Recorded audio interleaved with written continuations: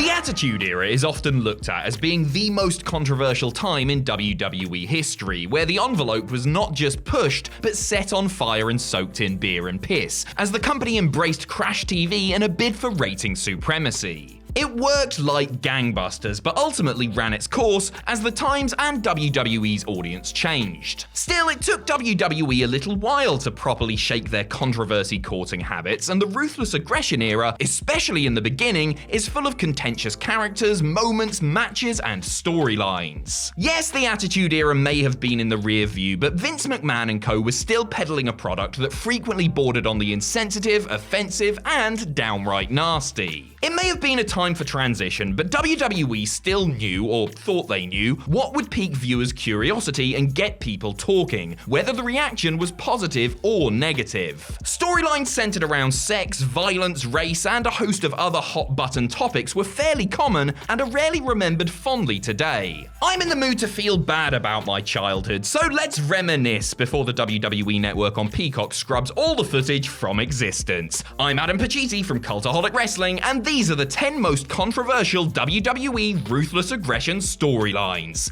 Join us.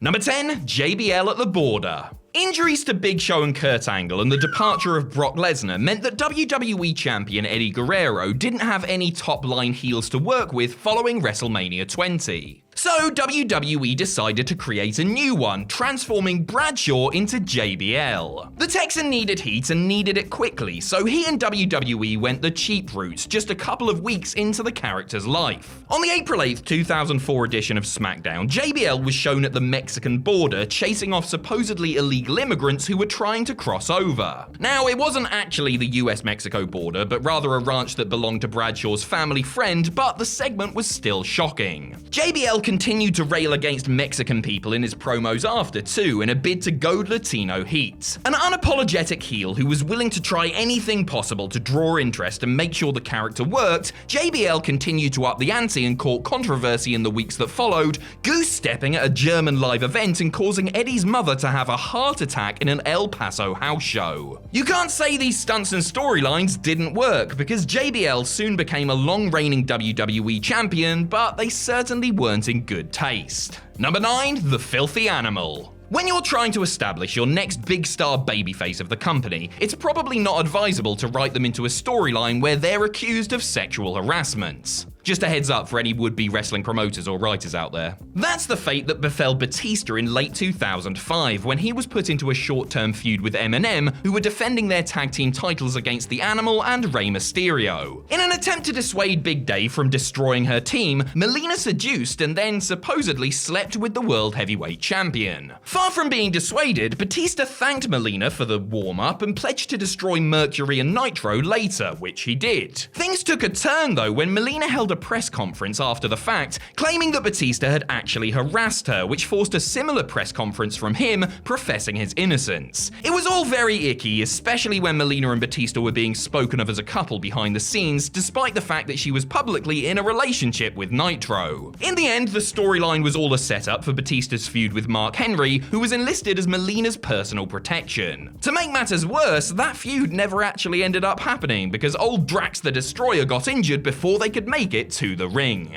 Number 8, not his fault. The relationship between Kane and Lita in 2004 was your classic love story. Boy meets girl. Girl is terrified of boy. Boy kidnaps girl and ties her up backstage. Boy impregnates girl against her will. Boy destroys boyfriend of girl. Girl is forced to marry boy. Girl has miscarriage on live TV. Alright, so it might not be a classic love story, but it's still a love story, damn it. And it took up, quite frankly, an insane amount of WWE screen time in 2004. Honestly, so many aspects of the Lita, Kane, Matt Hardy, Edge affair were controversial for different reasons, but it was the flame-haired daredevil losing her unborn child on an episode of Raw that really upset people. And with good reason, since that's the sort of real-life tragedy that many have experience with and probably don't want to be reminded of when they're tuning into a wrestling show. WWE should have known better too, having previously attracted condemnation for a similar storyline with Terry Runnels several years earlier, during the Vince Russo Attitude Era peak. The saga didn't do anybody besides Gene Snitsky any favors, and it just felt like WWE trying to be edgy for the sake of it. Number 7, Tim White's lunchtime suicides.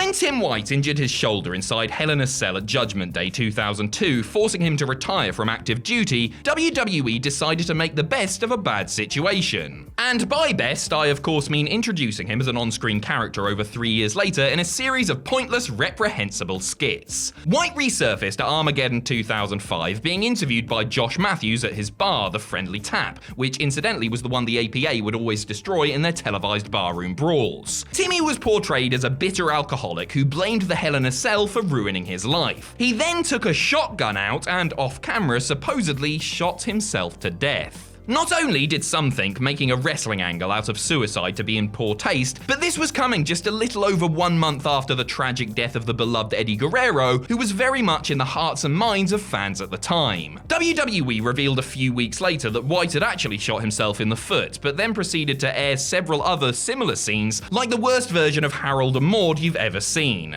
The lunchtime suicides became a weekly WWE.com feature, ending when the former official blasted Matthews away. Well, at least it had a happy ending, I suppose. Number 6, Muhammed Hassan 7-7. Sometimes timing is everything. Careers have been made thanks to a superstar being in the right place at the right time. Come to think of it, that's what happened with Big Snitsky, whose entire WWE run was predicated on it not being his fault. Conversely, bad timing can be a career ender, something you need only ask the man who portrayed the villainous Muhammed Hassan. Hassan enjoyed a meteoric rise up the ranks, working with everyone from Shawn Michaels and Steve Austin to Hulk Hogan and The Undertaker in his short whirlwind career. Regrettably, just months into his tenure, Hassan was written out of storylines at the behest of the UPN network because of an angle that took place on SmackDown. In it, Hassan's masked henchman attacked Taker and attempted to garrote him with piano wire before carrying off Muhammad's manager Daivari martyr style. It would have been controversial anyway, but it happened to air on the same day of the 7/7 London bombings, a terroristic act that shocked the world. The angle was edited out of the European version of the show and came with a warning for US viewers. WWE went ahead with the storyline without Hassan appearing on television, but sent the character to his end at the Great American Bash pay-per-view. Once pegged as a future world champion, the controversy brought a premature end to Mark Capani's time in the business. Number 5, Shagged to Death. Late 2002 SmackDown is thought by many to be a golden age for the brand due to the prevalence of the so-called SmackDown 6, as well as the pushes of young up-and-comers like John Cena and Brock Lesnar, supposedly masterminded by head writer Paul Heyman. Next to the sports entertainment silliness of Raw, SmackDown was seen as the proper wrestling show. Well, most of the time anyway. Because around the same time that all that good stuff was happening, one of the main storylines on the show was the affair between and subsequent marriage of Dawn Marie and Tori Wilson's father, Al. The former ECW manager became engaged to the naive Al, who looked like he didn't even know what day of the week it was, then tried to bribe Tori Wilson by saying that she would break it off if Tori came to her hotel one night for a little bit of HLA. Tori did, as seen at Armageddon 2002, but the engagement remained on, and Dawn and Al eventually married in a balmy televised ceremony. Sadly, Al and Dawn's marriage came to a premature end as the old man passed away from a heart attack during the honeymoon, having been, quite literally, shagged to death. Number 4, the death of Vince McMahon. Oh goody, more death. While I'm sure we'd all like to, if we had a chance, shuffle off this mortal coil like the legend Al Wilson, one of the least preferred deaths is probably limousine explosion. They say it's one of the worst ways to go. But that's what happened to Vince McMahon at the climax of the June 11th, 2007 episode of Raw. After cutting a bizarre in-ring speech and walking past his entire roster backstage, Vince's ride went kaboom when he closed the door, ending the broadcast on a soap opera-worthy cliffhanger. Now obviously Vince himself didn't really kick the bucket on live TV, but some in the media speculated that the stunt could land the CEO and WWE in hot water, particularly where stockholders were concerned. This came to light after WWE ran a story on their website where they speculated that McMahon was presumed dead following the explosion. And let's not forget his poor, confused pal Donald Trump, who actually believed his fellow billionaire had perished. In the end, real-life tragedy necessitated the end of the whodunit storyline, with it being revealed later that Vince had faked the whole thing in order to see what people really thought of him. Probably would have just been easier to switch on the internet, you know? Number 3, people like you.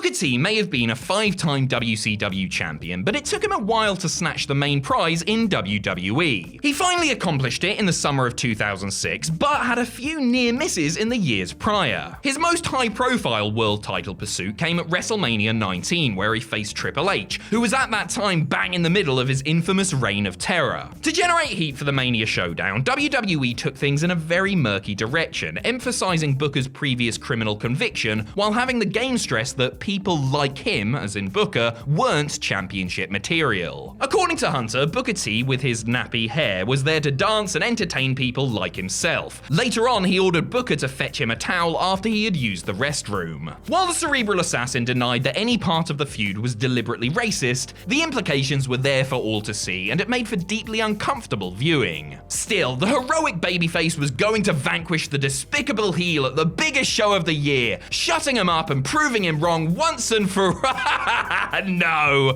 Pedigree 1, 2, 3, clean in the middle. Spinaroonie your ass back to the mid-card, sucker! Number 2, bestiality sex. It's pretty hard to mess up someone like Kurt Angle. The man is a freak athlete, a gosh darned Olympic gold medalist with charisma and intensity dripping out of his every pore. Angle was a team player and also incredibly versatile, effortlessly switching from serious to comedy and able to make just about anything work. The key phrase here, though, is just about, because try as Kurt might, he couldn't do anything good with the creative plans he was given during his 2005 feud with Booker T and Sharmell. Angle became obsessed with Booker's manager and wife, stalking and sexually harassing her in some very icky backstage segments. He also cut some truly outrageous promos outlining his obsession and intention to have perverted bestiality sex with Sharmell. I'm not sure the WWE creative folks actually bothered to look up the meaning of that word before scripting this dreck, but the former WWE champion sure as hell said it anyway. Angle has said in the years since that this is the one storyline that he regrets doing, feeling like it did nothing for his character or career and just made him uneasy, given his high respect for Booker and Sharmell. Why WWE felt the need to saddle two world-class performers with this type of nonsense, I will never know, but it certainly pushed people's buttons and got them talking, for better or worse. Definitely for worse. Number 1, Katy Vick. Though some performers may have had the misfortune of being associated with one or two dodgy storylines, poor old Maya Jacobs' career seemed to be plagued by them. The worst of them all, however, was the Katy Vick debacle. Just saying that name has made me lose whatever stiffy I had. Anyway, Katy Vick was the name of the Big Red Machine's high school sweetheart, and well, after having one too many and getting behind the wheel one night, Kane apparently ended up crashing the car and killing his best gal. This was all revealed by Triple H, who upped the ante a week later by dressing up in a Kane mask and, well, there's no other way of putting this, pretending to have intercourse with a dummy in a casket. The punchline, if you want to call it that, being him literally screwing her brains out. Don't worry though, because Kane's tag partner, the Hurricane, got him back, showing the world a film of someone in a Triple H mask receiving an enema and getting a sledgehammer, among many other things, removed from their rectum. It sounds bad, but it was genuinely way worse, making Harold and Kumar Get the Munchies look like the Shawshank Redemption in comparison. Oh, and Triple H won the feud relatively easily in the end, obviously.